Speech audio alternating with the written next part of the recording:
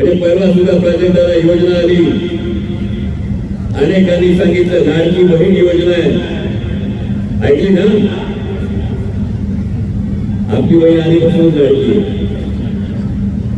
त्यामुळे लोकसभेला मताची झाली कडकी म्हणून बहीण झाली लाडकी म्हणायची आपल्याला वेळ येत नाही. पण या योजनेचं खरे गुपित जर समजून घेतलं तर एक चित्र समोर आलं, एक प्रसंग समोर आला. असाच मोठा कार्यक्रम होता. या मोठ्या कार्यक्रमामध्ये महाराष्ट्राचे मुख्यमंत्री महोदय सगळ्या लाडक्या बहिणींना विचारत होते, पैसे आले का, आले का, आले का, आले का? मला आठवत नाही, मला वाटत नाही की माझ्या कुठल्याही लाडक्या बहिणीला ओवाळणी, राखी पौर्णिमेला, भाऊबीजेला ओवाळणी दिल्यानंतर भाऊ कधी विचारत असेल आले का, आले का, आले का? त्यामुळे माझ्या ताया, माझ्या लाडक्या भगिनी विचारत असतील मुख्यमंत्री महोदयांना. जेव्हा मुख्यमंत्री महोदय विचारत होते आले का, आले का, आले का, तेव्हा बहिणी म्हणत होत्या, तुम्ही काय खिशातून दिले का, खिशातून दिले का, खिशातून दिले?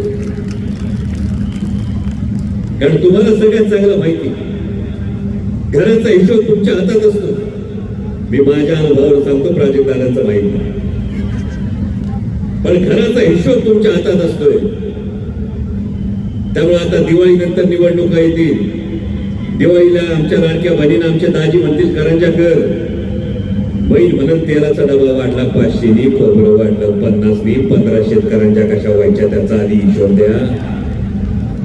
कारण लाडक्या बहिणीला जेव्हा कौतुक केलं जातं तेव्हा लाडक्या बहिणीने हेही सांगावं लागतं.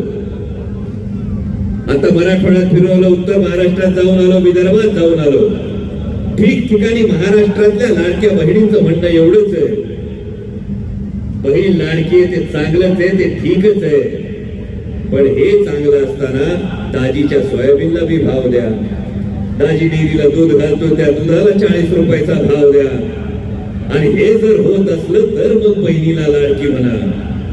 आणि त्यामुळं तुम्हाला सगळ्यांना काळजी काढताना एकच गोष्ट सांगायची, कारण राजकारण हा तसं बघितलं तर अनेकदा असं समजलं जातं माता भगिनींचा प्रांत नाही. पण हो, या महाराष्ट्राची जडणघडण ज्या छत्रपती शिवाजी महाराजांनी काढली, त्या छत्रपती शिवाजी महाराजांचं नाव घेतलं की आजही एवढं अभिमानानं भरून येतो. या महाराजांचं राजकारण जर कोणी उभं केलं असेल, ते बाळकडू जर कोणी दिलं असेल तर ते राष्ट्रमाता जिजाऊ माँसाहेबांनी दिलं. आणि हे आता सांगण्याची आवश्यकता अशासाठी की तुम्हा सर्व माता भगिनींच्या समोर एक आव्हान आहे. कारण आजी असेल तर आजी आपल्या नातवंडाला, आई असेल तर आई आपल्या लेकराला कधीच असं सांगत नाही, बाळा चोरी चपाटी कर, लांडी लबाडी कर, पण मोठा माणूस हो. शिकवतंय का असं? पोराला असं शिकवतोय का आपण? जर पोराला तुम्ही असं शिकवत नसाल, हे न शिकवण्याचं कारण समाज तसा घडू नये, समाजात आपल्या पोराचं नाव बदनाम होणे हे जर तुम्हाला वाटत असेल तर राजकारणात, समाजकारणात राज्याचं नाव बदनाम होऊ नये याचा सुद्धा तुम्ही विचार कराल. आणि नांदी लबाडी चोरी चपाटी करून पक्ष फोडून सत्तेत बसणाऱ्यांना आता घरचा रस्ता दाखवाल एवढीच तुमच्याकडून अपेक्षा आहे. आणि जाता जाता एवढं सांगतो, कोणी सांगायला येतील, कोणी वेगवेगळी गाजरं दाखवतील, त्यांना निक्षून सांगा, घरात चपात्या करायच्या का भाकरी थापायच्या ठरवतोय कोण? आज भात लावायचा का नाही लावायचा ठरवतोय कोण? भाजी कंची करायची ठरवतोय कोण? मग सरकार कोणतं आणायचंय हे सुद्धा माझ्या माता भगिनीच ठरवतील. एवढा आज ही खोडगाट या आदिशक्तीच्या जागराच्या निमित्तानं करा. आणि लक्षात ठेवा, चाय पर शुरू हुई सरकार, गाय पर आकर अटक गई. चाय पर शुरू हुई सरकार, गाय पर आकर अटक गई. बात तो हुई थी 15 लाख की, 1500 में कैसे सिमट गई? आठवतं ना 15 लाख? बात तो हुई थी 15 लाख की, 1500 में कैसे सिमट गई? इसलिए दादा भाई भाऊ, इसलिए दादा भाई भाऊ, ये गुलाबी धूल हमारी आंखों में ना झोंके. आपको गद्दारी के लिए 50 ठोके और लाडली बहना सिर्फ 1500 में होगी.